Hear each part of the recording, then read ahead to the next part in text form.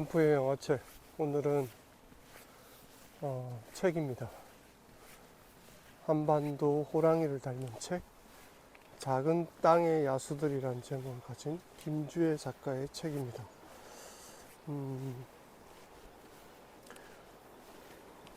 한인 2세? 미국에 살고 있고 영어로 책을 썼고요. 그걸 번역해서 나온 버전입니다. 이 책은 작은 땅의 야수들이라는 일종의 호랑이를 상징하는, 호랑이는 결국 우리나라 한반도를 상징하기도 하고, 역사적 배경이 일제 식민지 때부터 해서 쭉 거슬러 올라가는 그런 시대적인 역사물이라고 할 수 있는데, 여기에 남녀 주인공들의 서로 얽힌 이야기들이 줄을 이루고 있습니다. 등장인물이 생각보다 꽤 많고, 책을 읽다 보면 약간 드라마나 영화를 보는 듯한 그런 이미지들이 선명하게 드러나는 그런 글을 쓰고 계신 작가분이라는 생각이 좀 듭니다. 그래서 빠친코를 조금 봤지만 그 빠친코의 이미지와도 좀 유사하지 않나 이런 생각도 들긴 합니다. 그러니까 시대극 차원에서 그런 식의 어떤 풀이를 한 거가 좀 비슷하다는 생각이 들고, 그래서 가장 큰 특징은 드라마 속 주인공과 주변 인물들이 그려지는 장면을 글을 통해서 느낄 수 있다. 등장인물도 많고 역사의 시대를 배경으로 한 책이라서, 책이나 드라마, 영화로 아마 만들어질 수 있는 가능성이 꽤 높은 그런 책이라고 생각합니다. 그만큼 작가가 굉장히 디테일하게 묘사를 잘하고 있고, 인물들 간의 그런 감정이라든지 캐릭터들을 분명하게 표현을 하고 있다는 것도 영상화되기 굉장히 좋은 작품이라는 생각이 듭니다. 문장력이랑 글도 굉장히 좋아서 이게 꽤 두꺼운 책인데도 불구하고 잘 읽히는 그런 편입니다. 그리고 이게 역사적 아이러니가 그대로 드러나는 부분인데, 결국은 친일을 했던 자들은 그대로 살아남고, 독립을 외쳤던 사람들은 나중에 공산주의자로 몰리면서 죽임을 당하는 그런 역사적 아이러니가 인물들을 통해서 드러납니다. 기생들이 어쨌든 독립만세 현장에 있었고, 그들이 고초를 겪는 과정이나 독립자금을 대는 등 이타적인 행동들이 곳곳에 있는 반면,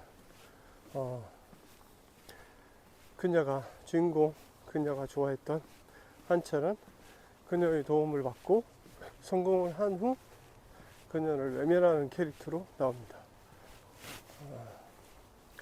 오키죠. 오키가 한철을 좋아하고 정호가 오키를 좋아하는 지점은 약간의 삼각관계, 이런 식의 구도가 나옵니다.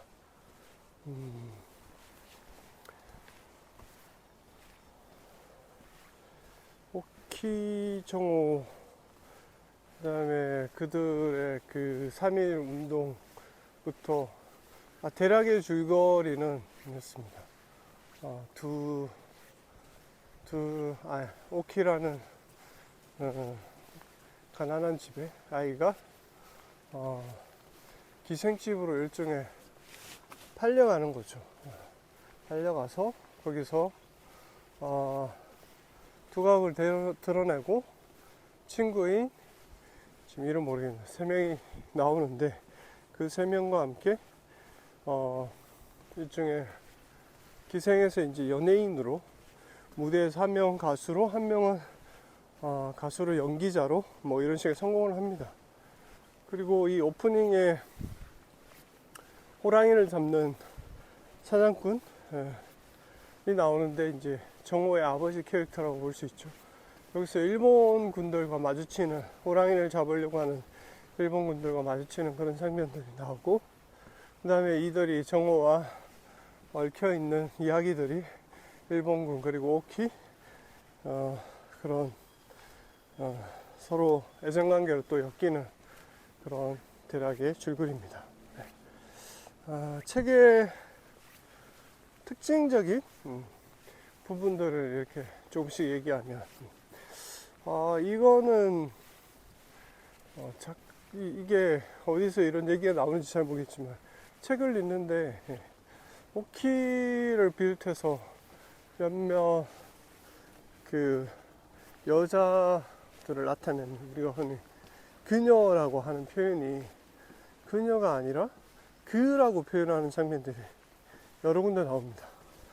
이거는 왜 이렇게 표현됐는지 잘 모르겠어요. 근데 약간 의도적이지 않나 고 생각하기도 하고, 영어에서 또 그와 그녀는 다른데 이게 왜 이렇게 번역이 돼 있을까 싶은 지점들이 있었습니다. 이건 좀 의문이고요. 그다음에 그 오키와 연옥의 공연 장면이 나오는데 굉장히 생생하게 묘사가 되어 있습니다.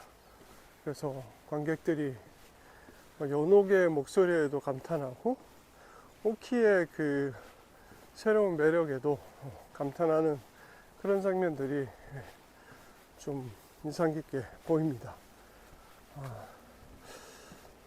그 다음에 이제 호랑이 부분이 있는데, 일본 군들이 왜 호랑이를 잡으려고 군대를 동원해서 산속을 뒤지고 이랬던 장면들이 있는데, 이거는 역사적으로 보면 우리나라가 호랑이가 전멸한 이유 중에 하나도 일본 식민지 시대에 있습니다. 우리가 이날치 밴드가 범 내려온다라는 노래를 했던 것처럼, 역시 범이라는 게 호랑이와 표범을 같이 묶어서 얘기를 하는 거랍니다. 그래서 우리나라 한반도에는 예전에 호랑이와 표범도 굉장히 많았다고 합니다. 근데 걔네들이 다 멸종된 이유가, 한반도에서 멸종된 이유가 일본 식민지를 겪으면서, 일본은 섬나라라서 들어온 호랑이나 이런 없다고 합니다. 표범이나 이런 것들이 고양이과 동물들이죠. 그래서 굉장히 그거를 탐나했고, 실제로 호랑이들을 무자비하게 많이 죽였습니다. 죽여서 가죽을 마치 그 전리품처럼 일본으로 가져가는 게 일종의 자신들의 위세를 나타내는 그런 상징물로 여겨지면서 굉장히 많이 죽여서 가죽을 가져갔었고, 실제로 호랑이 고기를 일본에서 이렇게 먹는 그런 파티 같은 것도 했다고 합니다. 그래서 자신의 나라가 가지지 못한 것을 이렇게 마치 금이 안양하는 것처럼 그걸 호랑이를 많이 잡게 되면서 거의 한반도 호랑이가 사라졌다고 보시면 됩니다. 그래서 여기가 호랑이가 상징적으로 묘사된 이유도 일본과 관련이 있습니다. 여기 한치얼이라는 인물이 인력거에서 나중에 자동차 수리 공이 되고 이렇게 성공하는 스토리가 좀 나오는데, 약간 무슨 느낌이냐면 약간 현대가의 어떤 그런 느낌처럼 이렇게 나오는데, 사실 한철과 정호와 이 오키의 어떤 삼각관계 부분은 약간 제 생각에 이게 한철을 이렇게까지 좋아하게 되는 어떤 그거에 좀 모르겠어요. 잘 나타나지 않는다고 봐야 되나? 그 뒤에 스토리는 한참 이렇게 진행이 되는데, 앞에 한철과의 만남이란 게 인력을 끌고 있던 그 장면밖에 없어서 조금 뭐라 그러냐, 그 개연성이 아니라 감정 몰입이 잘 되지 않았다, 이런 게 좀 있고, 저는 또 요 책에 보면 소나무의 송진기럼 얘기 잠시 나오는데, 이것도 역사적인 스토리가 있습니다. 일본이 2차 세계대전 당시에 그 미국이 이제 석유 공급을 중단을 시키면서 어쨌든 항공기나 배나 이런 쪽에 들어가는 기름들이 이제 부족한 상황이 되고, 그래서 우리나라에 있는 소나무의 송진을 굉장히 많이 캐갔습니다. 그걸 기름 대체용으로 쓰기 위해서. 그래서 지금도 어떤 지역에 가면 이제 소나무에 이렇게 V자 형태로 이렇게 깎여져 있는 소나무들을 볼 수 있는데, 그게 다 송진을 채취하기 위해서 2차 세계대전 당시에 흔적이라고 볼 수 있습니다. V자 형태 소나무 상처. 근데 결국은 이걸 기름으로 개발을 한 것 같은데, 그렇게 활용도가 높지 않아서 중단됐다고 들었습니다. 그리고 이게 어쨌든 식민지 시대와 6.25 전쟁 이렇게 엮어가는 그런 시대적인 이야기들 속에 그 어떤 민초들의 어떤 그런 삶을 이렇게 보여주는 거라고 저는 봤기 때문에, 약간 영화의 그 영화 중에서 퍼스트 카우라는 영화를 좀 닮았다는 그런 생각도 했습니다. 퍼스트 카우는 우리가 흔히 미국의 그 서부 개척 시대 그것도 거의 초반이죠. 초반기. 온갖 나라의 인종들이 막 모여 있고, 그 약간 야만의 시대라고 생각하는데, 우리는 흔히 막 총 쏘고 인디안들과 싸우고 이제 막 마차 타고 말 타고 뭐 이런 생각하는데, 이 퍼스트 카우라는 영화는 그 안에서 굉장히 그 나약하고 연약한 소시민들, 그런 사람들의 어떤 삶을 이렇게 들여다보는, 이 야만의 시대에 평범한 사람들이 어떻게 살아가는지 이런 것들을 보여줍니다. 그래서 굉장히 인상 깊었다. 저렇게 야만인들만 있는 게 아니었구나.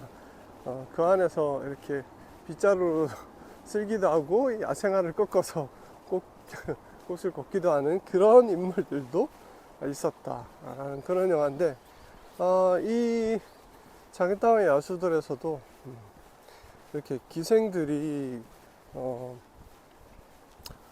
어쨌든 돈을 모아서 독립자금을 대는 그런 장면들도 있고, 그 다음에 그 독립만세 운동을 이렇게 길거리에서 같이 막 외치죠. 외치다가 다 경찰에 끌려가고 살해도 당하고 막 이런 이제 장면들을 보면서, 이게 평화적인 운동으로는 안 되는 거구나. 그리고 그래서 이제 무장투쟁을 하게 되는 그런 인식을 하게 되는 그런 계기가 되는 그런 장면이라든지,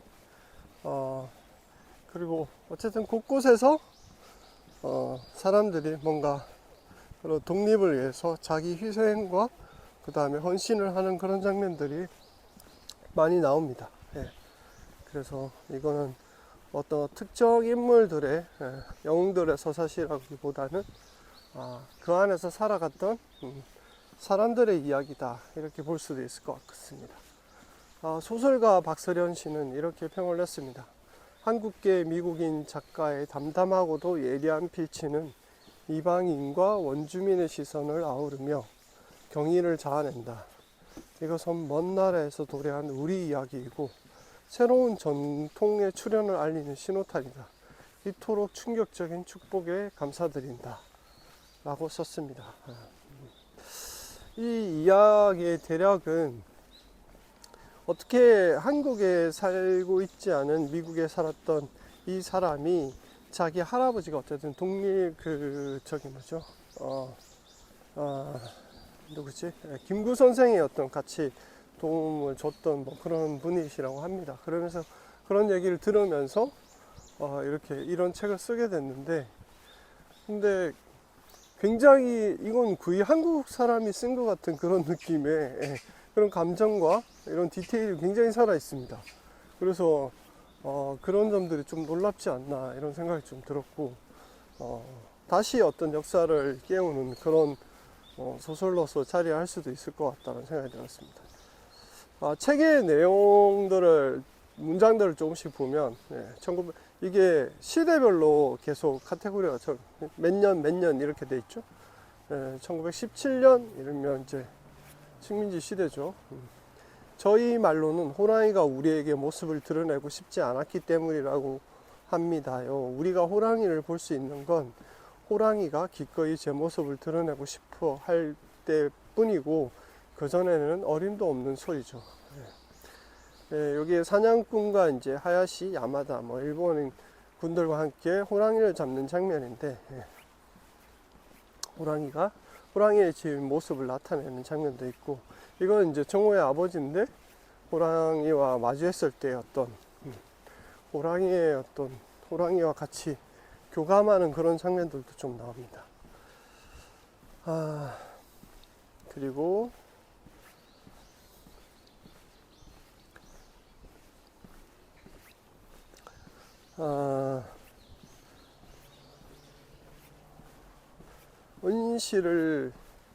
은실 얘기가 있죠. 일본군에게 선폭회를 나는 은실 얘기가 있고, 오키는 50년 묵은 소나무를 베어 만들고 진사로 붉게 칠한 그 기둥을 직접 만져보고 싶은 마음을 애써 억눌러야 했다.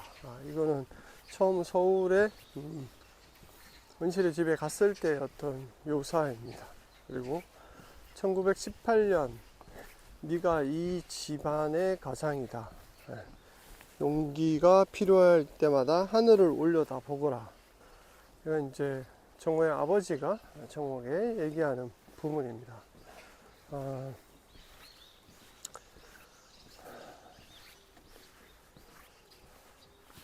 은실이 아니구나. 단위가 아까 일본군한테 성폭행을 당했던 거고, 은실. 단위는 어쩐지 평소보다 훨씬 다정한 태도로 동백은 여자에게 큰 행운을 상징하는 곳이라며 오키를 다독였다. 동백의 짧은 사랑스러운 연두색 동박새인데 다른 꽃을 찾아다니지 않고 오로지 동백꽃의 꿀만 마시는 습성이다. 동백은 땅에 떨어지더라도 처음 피어났던 날 그대로의 모습으로 변함없이 아름답다. 동백을 묘사한 장면인데, 동백은 꽃이 이렇게 꽃잎이 하나하나 떨어지는 게 아니라 통으로, 꽃잎 통째로 이렇게 떨어지는 꽃입니다. 그것을 일종의 절개, 고귀한 절개로 바라보는 그런 꽃이고, 동백꽃의 매개체는 동박새라는 새가 매개를 합니다. 꿀이나 꿀벌이나 이런 개미 곤충들이 아니라 새가 번식을 시켜주는 그런 꽃이고요. 무궁화도 이렇게 통으로 떨어지는 꽃이기도 하죠.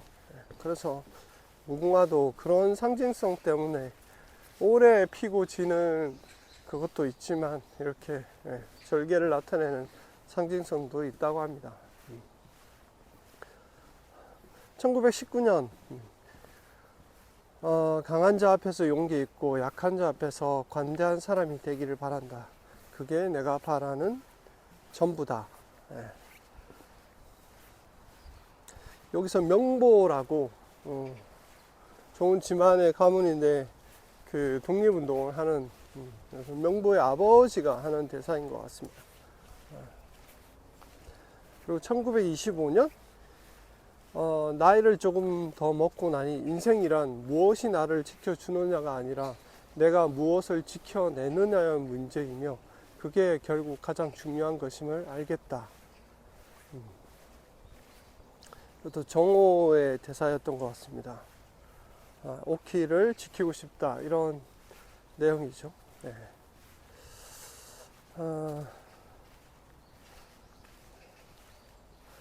객석에 있던 남자들은 모두 오키의 발 아래 무릎 꿇린 포로가 되기를 간절히 원했고, 여자들은 저렇게 사납고 강렬하면서도 우아하게 움직인다는 건 대체 어떤 느낌일지 알기를 욕망했다. 오키의 어떤 공연을 보고 사람들이 평가하는 부분입니다. 나이를 초월한 존재처럼 보이게 하는 눈빛이었다. 무대 위의 오키는 장엄하고 위대해 보였다. 260페이지였습니다. 그리고 1928년 시간은 모든 감정의 진폭을 납작하게 눌려버리기 마련이지만 그럼에도 진짜로 존재하는 무엇인가를 지울 수는 없었다.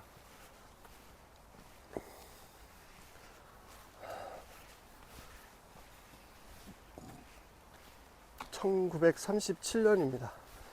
만일 사랑이라는 감정이 그저 우정의 가장 짙은 색채일 뿐이요.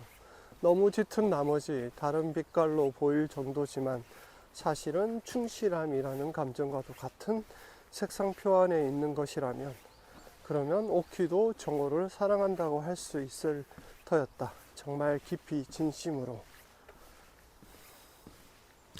하지만 결국 그런 감정들이 아예 처음부터 완전히 다른 거라면 그는 정오를 사랑하는 것이 아니었다. 이 부분 인상 깊죠? 정오는 사실 오키를 위해서 헌신적으로 계속 도움을 주거나 주변에서 계속 그녀를 바라보면서 살아갑니다. 그래서 사랑이란 감정이 그저 우정의 가장 짙은 색채일 뿐이요. 그게 충실함의 상징이라면 그 감정도 사랑일 수 있다. 라는 얘기를 하고 있습니다. 하지만 둘은 결국 더 이상 이어지지 못하는 그런 상황이 되고 말죠. 1964년 이번 생에서 너랑 그런 인연이 되지 못했다는 거 정호는 슬픈 미소를 지었다. 미안해. 나도 지금 와서야 후회가 돼. 정말 우리가 그렇게 되었다면 좋았을 텐데. 오키가 코끝을 훔치며 말했다. 라고 되어 있습니다. 서로 이어지지 못한 부분에 대한 아쉬움을 나타내고 있습니다. 그래서 거의 1960년대까지 오죠. 1910 몇 년도부터 해서. 그래서 역사적으로는 그 아이러니한 부분들이 있죠. 어떤 그 누구죠? 명보의 친구라는 이름이 생각나는데 그 친구는 사실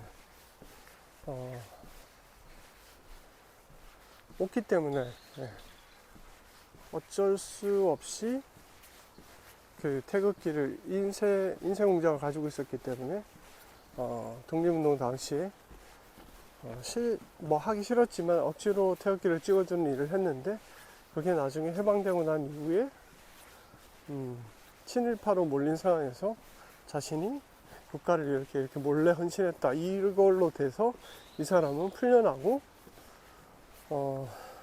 실제로 정호는 독립운동을 하고 많은 활약을 펼쳤지만 결국 그 일본 장군이 줬던 정호를 구하기 위해서 줬던 그 표식 하나 때문에 결국 나중에 죽임을 당하는 그런 상황이 됩니다. 그리고 공산주의자로 몰리게 되고 명보 또한 공산주의자로 몰려서 죽임을 당하는. 그러니까 독립을 위해서 헌신했던 사람들은 결국 공산주의자로 몰려서 죽임을 당하고 친일을 했던 사람들은 요래저래 빠져나가서 살아가는 그 현실이 사실 우리나라 현실을 그대로 반영한다고 볼 수 있겠죠. 그런 역사적인 것과 그리고 여기에 슬픈 러브 스토리가 이제 막 깔려 있고 거기에 아주 유려한 그런 문장들이 탄력을 받아서 쭉쭉 읽어 나가게 만듭니다. 처음에도 말씀드렸지만 마치 영화나 드라마를 보는 것 같이 그림이 다 그려지는 그런 소설이다. 그게 가장 특징적이다. 그래서 한 500, 600페이지 됐던 것 같은 잘 읽히고 잘 나간다. 그래서 이거는 영상화 시키면 너무도 당연하게 볼 수 있는 그런 책이었다라는 생각이 듭니다. 김주혜 작가의 작은 땅의 야수들 한번 꼭 읽어보시기 바랍니다. 역사적인 부분과 그리고 한국의 어떤 정서를 미국 작가가 아니죠. 교포 작가가 한국계 미국인이 가장 잘 표현하고 있다. 오늘은 작은 땅의 야수들 김주혜 작가의 책이었습니다. 안녕.